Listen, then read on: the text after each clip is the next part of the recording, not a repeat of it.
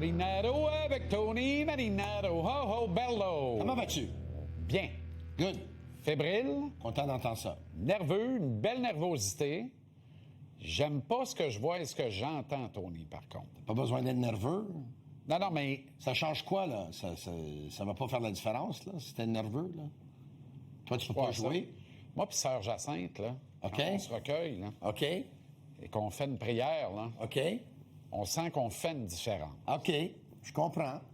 Je peux Il pas- est grand, le mystère de la foi. Wow! Quelle belle voix! Merci. Deuxième plus belle voix au Québec après Céline. Je dirais pas ça. Il y a peut-être Michel Lacroix entre nous deux. J'ai quelque chose pour Rock Voisine. Rock Voisine, je l'aime beaucoup. Oui, très bien. Oui. T'as le droit. Ben oui, je l'adore aussi. Il est tellement fin, en plus. Ouais. Tellement sympathique. Quel talent. Ouais. There went the world. Ouais. And its promises failing. Voilà. Ceci n'est pas une rubrique Chantons ensemble. Oui. Mais bien une rubrique sportive. OK. J'aime pas ce que j'entends, Tony. De quoi? T'entends quoi? Les gens ont comme... Les gens sont acquis au principe de la médiocrité des sabres de Buffalo. Il n'y a pas de respect pour les sabres. J'espère juste que les joueurs Il y a et les pas de coachs respect canadiens... pour les sabres. Non. Plusieurs personnes disent que le Canadien va gagner en 5. Ouais, mais- Êtes-vous fous? Non, mais c'est ça Montréal, puis c'est ça de Québec, évidemment. Les gens s'emportent un peu. Premièrement, on veut au moins 6 matchs, OK, on va- idéalement 7. On veut du plaisir qui perdure. OK, on va mettre les 4 sur la table. Ah ouais, donc. C'est les Sabres qui sont favoris pour remporter cette série-là. C'est ce que je pense, mais pas au Québec. Mais là, Au Québec, tout le monde dit que le Canadien va gagner cette mais série-là. si au Québec, puis écoute, moi je suis parmi eux, parce que je pense simplement que les Canadiens sont tellement résilients. Je pense que le Canadien est une équipe qui... Là, ils sont dangereux parce qu'ils sont en train de croire beaucoup en eux. Là, t'as un Jacob Dabèche qui est au sommet de sa forme, que lui, en ce moment, il garde les buts comme il est Mais time out. imbattable. Ils croient en eux, t'as raison. Moi, je pense que le projet collectif prend de l'ampleur. Collectivement, ils croient en eux.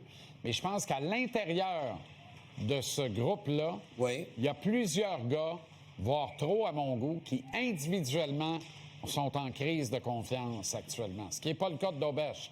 Il y a des gars qui en ont de la confiance débordante. Oui, puis Caulfield puis Davidov viennent arracher avec leur confiance en ce moment. Caulfield, C'est Davidov, assez J'ai évident. envie de te dire Slav aussi, dans une certaine mesure.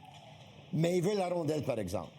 Un Il peu veut- plus. Il a repris de la vigueur. Là. Il Il s'est veut la comme remis de ses rondelle. esprits. Il veut transporter avec la rondelle dans la zone offensive. Il veut Ouais. faire une différence. Est-ce que ça a donné grand-chose depuis le premier match? Pas vraiment. Mais écoute, on va voir parce que la première ronde, c'est chose du passé. On passe à d'autres choses. Puis, les séries éliminatoires, c'est une autre saison.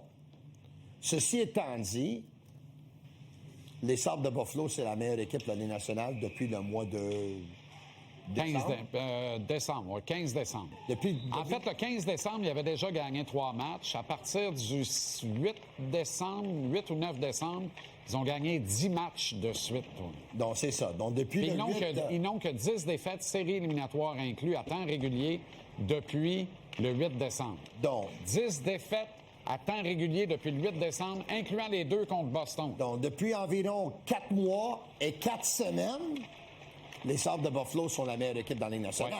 Oui. Maintenant, ça serait pas facile. C'est une série qui va avoir ses défis, évidemment. Ça va être plus difficile que la précédente. On sait qu'ils sont gros, puis sont grands, puis sont physiques à la ligne bleue. Ils n'ont pas de passagers, contrairement à Tampa Bay, qui en avait une coupe parmi les Hall of Famers potentiels. Et Montréal aussi avait des passagers parmi les Hall of Famers potentiels. Ouais. On peut plus se permettre d'en avoir contre Buffalo. Buffalo n'en a pas. Certains disent Tage Thompson, après le premier match, est devenu un passager. C'est vrai, dans une certaine mesure. Mais Je dirais pas que le Canadien a eu des passagers. Quel parallèle avec Slav, d'ailleurs. Ouais. 2 gars qu'on compare Ouais. plus souvent qu'autrement. Ouais. Les 2 font gagner leur équipe dans le premier match et disparaissent le reste de la série. Thompson a 2 knockouts de moins que Slav. Pour le reste, c'est pareil. Un instant.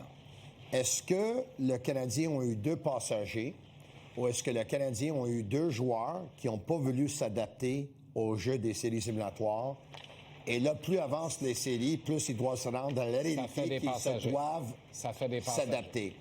Pas nécessairement. Ça fait peut-être des gars qui pensaient qu'ils pouvaient jouer comme ils ont joué en saison régulière et ils n'avaient pas besoin de s'adapter. Je pense qu'ils sont venus à la réalité qu'il va falloir qu'ils s'adaptent. Moi, je pense que Cole Caulfield va avoir toute cette deuxième ronde des séries. Bien, fantastique. Fantastique, parce que moi, je pense qu'il a raté une excellente opportunité de rayonner puis d'être formidable dans la première ronde.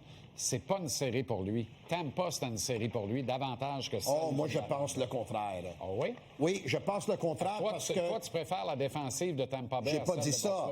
J'ai pas dit ça. C'est ça que ça veut dire. Qu'est-ce que j'ai dit? Qu'est-ce que je veux dire? C'est que Tampa avait un trio de Cirelli, Gensel et Eagle qui a donné du fil à retordre tous les problèmes au monde au trio de Suzuki, évidemment. Tu avais une équipe qui a joué à l'intérieur de leur structure. C'est une équipe qui n'a pas pris de risques, qui n'a pas pris de chance. Le jeu était très, très serré. Très serré. Même là, de temps en temps, Caulfield, je le voyais, il avait l'air étouffé. Il ne pouvait même pas respirer. Contre les Sabres de Buffalo, c'est une équipe qui, selon moi, ça va être une série où est-ce que ça va être beaucoup plus ouvert.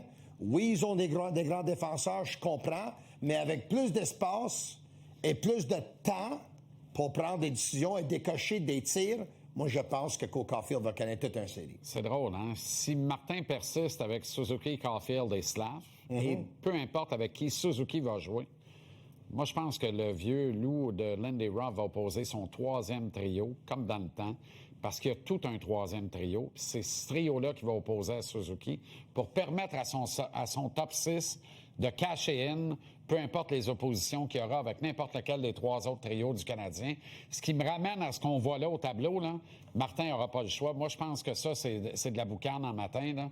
Il faut absolument répartir les forces, renvoyer Newhook avec Doc et Bolduc, amener Gallagher avec Dano et Texier, Anderson avec Suzuki, Caulfield et Slav avec Evans et Demidov. Tu n'auras pas le choix, Tony, parce que cette composition-là va être trop facile à contrer pour le top 9 des Sabres de Buffalo. T'sais, le quatrième trio, tu as l'avantage du Canadien. Le troisième, tu as l'avantage des Sabres de Buffalo. On a vu dans la dernière série que les trios à l'entraînement puis les trios avant match. Exact. Pour ça que je m'en fais pas trop avec ça. Il y a aucun... Ça peut pas être ça. C'est pas bien important parce que Martin, il a changé des trios au cours du match, là, puis il a commencé même avec d'autres trios. On va voir ce que ça va donner, les trios. Penses-tu qu'on va voir Kapanen dans cette série-là? Moi, je pense que si on le voit, c'est parce que ça va vraiment pas bien. Je pense qu'on va le voir qu'on le voit pas. Parce que Brendan Gallagher, est-ce qu'il pourra suivre le rythme à tous les deux matchs, même s'il joue 7-8 minutes? Ouais. On va voir. Moi, je pense qu'on va le voir, Kapanen. Je pense qu'on va le voir. Ah ouais? Mais je suis pas surpris qu'ils n'ont pas commencé la série avec lui, là. Il fallait commencer la série avec Brendan Gallagher. Pas le choix. Pas le choix. Faut pas commettre la même erreur qu'en première ronde. Quoi qu'on a gagné le premier match. Jacob Dobèche, Alex Lyon, malgré tout le bien qu'on dit et qu'on pense de Lyon, qui mérite ses galons, là, vraiment, puis qui a pris le filet, puis qui tient le mort aux dents, mais sincèrement, tu sais, à moins que Lyon fasse à Dobèche que Dobèche a fait à Vasilevski, là, c'est un net avantage aux Canadiens sur papier en commençant en série. Écoute, c'est un avantage aux Canadiens, mais c'est pas toujours le meilleur gardien de but qui gagne les séries. C'est le gardien de but qui est le plus hot. Qui est le plus hot, puis qui bénéficie le plus du travail de ses coéquipiers devant lui. C'est vrai que Vasilevski, il a gagné 2 Coupes Stanley, puis Bobrovski a gagné 2 Coupes Stanley, puis ils étaient les meilleurs gardiens de but au monde. Mais n'oublie pas que Vasilevski a aussi perdu une série face à Darcy Kemper. Donc, c'est le gars qui est le plus hot. Et les deux sont très, très hot en ce moment. Ils sont au sommet de leur forme. Mais Dobèche l'est davantage que Lyon, quand même. Écoute, moi, je trouve pour la qualité de l'adversaire. Je le trouve beaucoup plus intimidant que Lyon. Ben oui. Puis Lyon, en passant, en 2 matchs, il n'a pas battu le Canadien en saison. Pour la qualité de l'adversaire, Tony. Oui. Tu sais, le Canadien a battu le Lightning. Les Sabres ont battu les Bruins. Les Bruins ont été étonnants cette année, mais c'est pas le Lightning, les Bruins. Je ne pense pas, non. C'est pas le même talent, c'est pas la même profondeur. Je ne pense pour un pas, gardien de but, je ne pense pas. C'est différent. Ouais. D'ailleurs, le Lightning, Braden Point a déclaré qu'il était à 100 Il a de la misère à croire ça. S'il était vraiment à 100 on va te dire en affaire, une chance qu'il n'était pas à 70. Non, mais il a ajouté, hein? Il a dit, ça a été un moment d'apprentissage pour lui, il a dit, parce que, tu sais, il y a des choses que je faisais dans le passé que je je viens de réaliser, ça fonctionne Tu peux plus plus. le faire. Hein. Hey, wow! Ça, on parle d'un joueur qui était parmi les très, très, très bons oui. joueurs de la Oui, Ligue nationale. Qui aurait été aux Jeux olympiques sous la bannière du Canada s'il n'avait pas été blessé. Il y a un an, c'était un évidemment, un top 15 meilleurs joueurs de centre de toute la Ligue nationale. Puis un an plus tard, On peut même plus le comparer avec Nick Suzuki. un an plus tard, je suis pas sûr qu'on peut le comparer avec Jake Evans. Mais là, arrête. Mais là, j'exagère à peine pour faire un point. Oui. Mais Braden Point était lamentable dans cette série-là. Épouvantable. Jake Evans était meilleur dans la série que Braden Point. Oui. Comprends-tu Aucun le point que je veux Aucun dire, doute. là? Sauf que Point a fait 3 jeux dans la série que Jake Evans fait quand il rêve bien profondément. Tu comprends mon point, par exemple. Ben oui. Evans a été meilleur que Point. Dano a été meilleur que Point dans cette Tout le série-là. monde a été meilleur que Point, sauf Kucherov Si Point ne revient pas et à un Caulfield. joueur d'1 point par match pour le Lightning, ils vont avoir la Ben, difficulté. c'est parce qu'en plus, il y a des décisions à prendre avec coach. Là. Tu sais, tu fais quoi avec lui? Tu as 7 matchs numéro 7 en carrière. Je pense aucun que but, Radish- aucune passe, aucun point. Je pense que Il reste Radish un est an de parti. carrière. Il va probablement s'en aller. Tu peux faire sauter à la banque avec ce gars-là, là. Mais En marge des assises. Tony, tes 2 meilleurs défenseurs ont 35 et 36 ans. Il y en a Ça, un je qui n'a sais. pas joué depuis Mathusalem. C'est ton capitaine. Ça, je sais. T'es mûr pour un changement de barre. Tu n'as pas de premier choix en 2026. Ouais. Tu n'as pas de premier choix en 2027. Faut qu'il se passe de quoi? oui, ça, je sais. Tu comprends? Par contre, Mais dans la discussion avec lui, il y aura tu pas lui de rebuild. demandes c'est quoi ses Il y aura pas de intentions. rebuild. Mais il va y avoir un reset on the fly dans cette équipe-là. Tu n'as pas le choix. Avec un gardien de but puis avec des joueurs de même, oui, un reset on the fly. T'as pas besoin de faire reconstruction. On va te dire une affaire. Nos actions montent en bourse, puis ça va bien ici à Montréal. Hein? Quand on regarde Toronto, là, tabarouette que j'ai du plaisir. Hey, Moi, non, la mais, conférence de no presse- joke, là. D'ailleurs, bravo à Steve Simmons. Là, c'est la question de l'année dans la Ligue nationale de Oui. hockey. C'est sensationnel. Il manquait un peu de délicatesse, par exemple, comme il a posé la À un question. moment donné, là. John Chaika, are you kidding me? Hey, Steve, c'est un ami à moi. La seule chose que moi j'ai trouvée, c'est que devant la famille de Chaika, il aurait pu y aller autrement. Ceci étant dit, moi aussi, j'ai placé des appels, puis j'ai reçu quelques appels dans les dernières 48 heures. Ce que j'entends sur Chaika, C'est pas le fun. et je suis ébranlé, là. Mais non, mais c'est... Parce que, comme tu sais, le monde du hockey, c'est un monde qui, d'habitude, comme les exécutifs, les gens qui travaillent dans le hockey, ils vont être très diplomates dans leurs commentaires.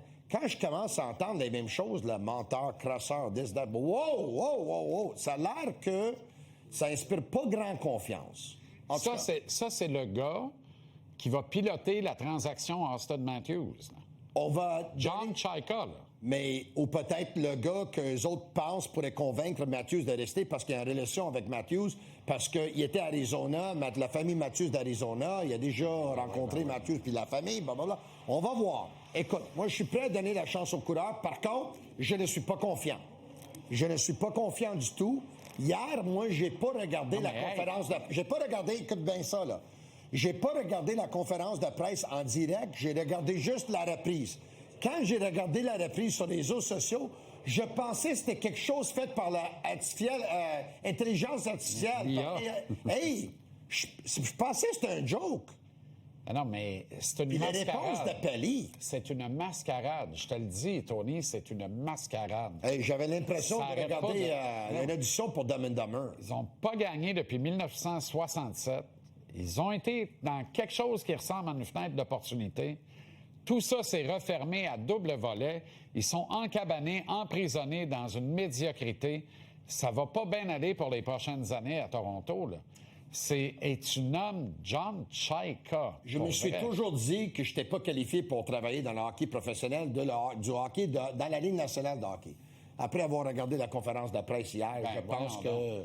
Puis moi, je dis bravo ma place. à Steve Simmons. C'est pas vrai. Bravo. Une petite simulation de la loterie, ça va être à 19h ce soir. Ça OK. ne nous excite pas, contrairement aux 3 années qui ont précédé la récente. Un Tenkerton pour finir, OK. pour voir Let's ce que go. ça donne. Ah oui, Toronto donc. 6e, Toronto 6e.